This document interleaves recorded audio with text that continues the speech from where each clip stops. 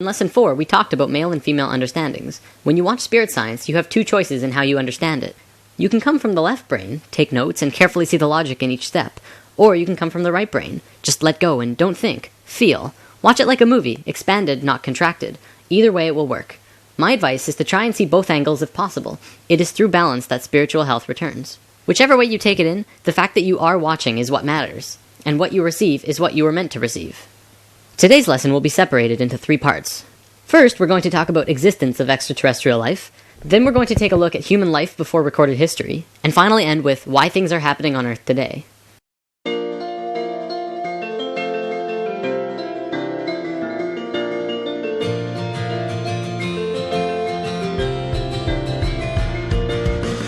Part 1. The Dogon Tribe, Sirius B, and Dolphins. There is an African tribe near Timbuktu called the Dogons, who hold information that would be absolutely impossible to know according to today's standards. See, the Dogons have a cave on their land that stretches back into a mountain, and in this cave are drawings over 700 years old. Now, the brightest star in the sky to us is called Sirius, now called Sirius A. If you look at Orion's belt, following it downwards to your left, you can see it. The information in the Dogon cave specifically showed the star Sirius. They're very specific about the star, and they have a diagram of not just Sirius' rotational pattern, but a small star orbiting it. They say it's very, very old and very small, and made out of the heaviest matter in the universe. They also say that it takes close to 50 years for this small star to rotate Sirius. Astronomers were able to validate the existence of the secondary star, now called Sirius B, in 1862, and only about 30 years ago could they validate the rest of this information.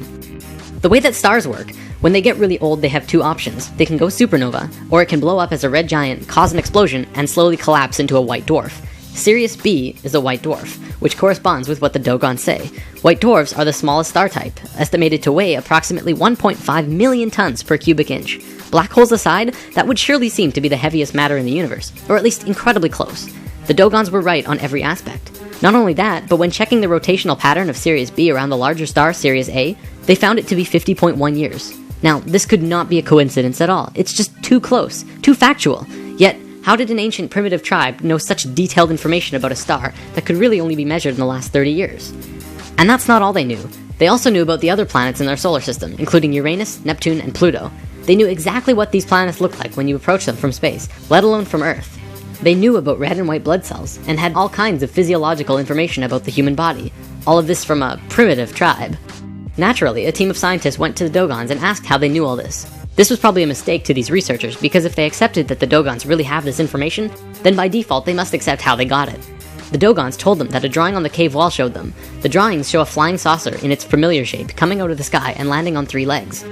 Then it shows the beings in the ship going into water and coming up to the edge of the water. These beings looked very much like dolphins. In fact, maybe they were dolphins, but we don't really know for certain.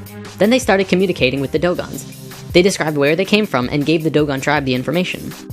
Here's another thing the Dogons knew. This little drawing was on the walls, but the scientists didn't know what the heck it was, until computers calculated the orbits of Sirius A and B. As seen from Earth, this pattern shown in the cave is identical to the pattern of Sirius B moving around Sirius A in a time frame between the years 1912 and 1990. These 2 times are actually kind of important. 1912 was the first year when we began communication with the Greys, and in 1990 a specific electromagnetic grid around the planet was formed. But we'll have to look at that later once we go over some other stuff first. Another thing about this rotation, it's the exact same rotational movement of DNA. Part 2. How old is the Sphinx? This is probably one of the most important discoveries on the planet ever.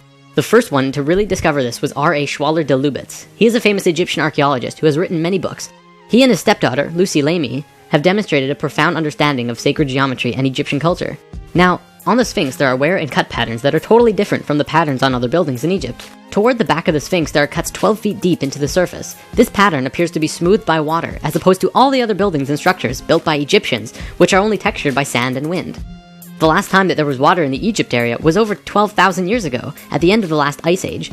Scientists have determined that after the ice age, the Sphinx took a heavy beating, after which it was encased in sand for about 8,000 years. The face, however, was above the sand and continued to be weathered.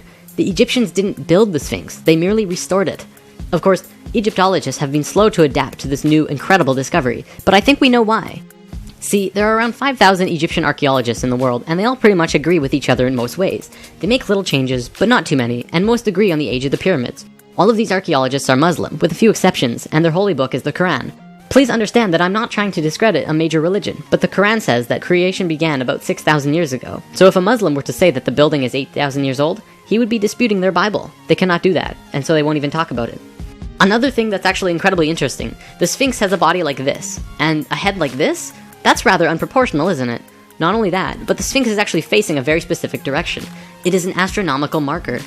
The Sphinx is in the shape of a lion. If it were built when Egyptologists say it was, that would be only 2,500 years ago, while the constellation of Taurus was in the sky. The only logical time for the Sphinx to be built when it was when the constellation Leo was in the sky, during the 11th millennia BC. The time that matches exactly where our new findings say that it would have been built. In the past, when something new like this was discovered that has a major influence on the viewpoint of the world, it takes about 100 years for it to get to the average person to say, oh yes, that's true. But this time, it's happening a lot quicker because of the internet. Now scientific circles are actually beginning to look at the words of Plato in a new light when he talked about another culture, another continent, from a dim past called Atlantis. The Sphinx is the largest sculpture on the planet. We know it was not done by hairy barbarians, but by a very sophisticated culture. And it was not done by anybody we now know here on Earth. From a scientific point of view, this is the first solid evidence to be accepted about the true age of civilization. There have been lots of other evidence, but it has kept being put under the table. Now we have the accepted evidence that there absolutely had to be someone on Earth who was highly civilized as early as 10,000 years ago.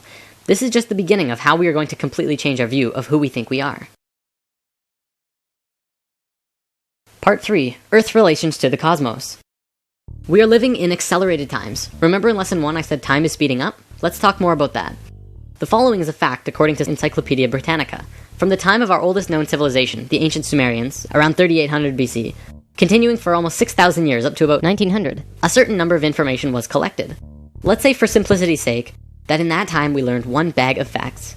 50 years later, from 1900 to 1950, our knowledge doubled. That means it took 6,000 years to get a bag of facts, and in 50 years, we got another one. Amazing! But then in the next 20 years, we doubled it again.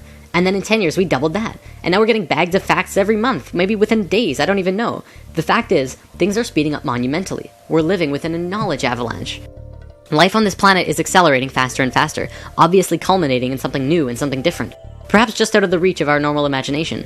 What does this mean for the world? Why is it happening? Better yet, why is it happening now? Why didn't it happen 1,000 years ago? Or why didn't it wait to happen 100 or 1,000 or 10,000 years from now? It's really important to understand the answer to this question, because if you don't know why this is happening now, then you'll probably not understand what's happening to you in your life, or be prepared for the coming changes.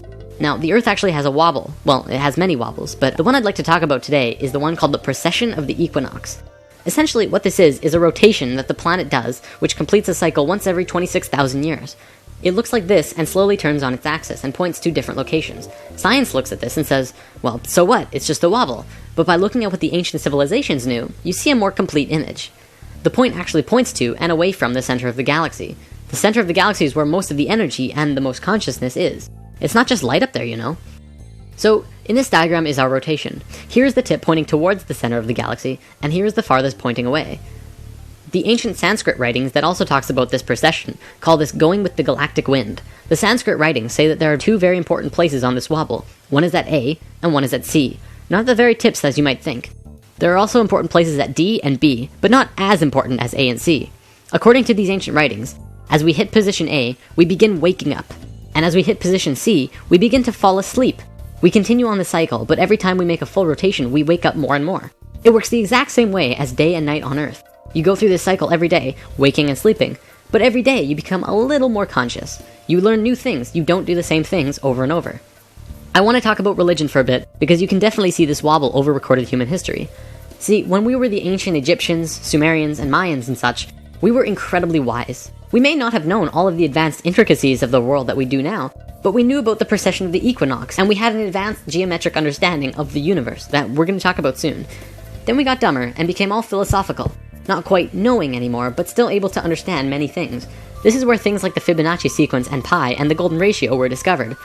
And then we got dumber still, and it was around this time that we had a real solid formation of most of today's religions. But you have to remember that these religions were based on earlier writings. They were written by people who understood far more than they did. They just couldn't make sense of it, and that's why many Bible stories just seem ridiculous. Ultimately though, every religion did spawn from a more conscious understanding, so you can't discredit religions completely. You just have to trace them back a bit further. You'll also see looking back that we went from a more female-oriented understanding to an incredibly male way of looking at things, very strict and orderly. Not much room for creative thought, it has to be 100% logic-oriented. Back to precession. The Tibetans and Hindus also had these time periods called yugas, which were simply ages. Each yuga had a descending and ascending phase. Many of those who follow New Age beliefs will tell you that we're moving into the age of Aquarius, but not many people know what that means. Well, we're right here on the precession of the equinox, just about at point A. Remember, this is a really important time for us, not just humans, but all of Earth, and perhaps maybe our solar system. This is a chart showing the precession scale with our constellations. The astronomical sign that we see in the sky when we hit point A will be that of Aquarius. Are you ready for this? The big finisher? Can you guess when we're going to hit point A exactly? The Mayans figured it out.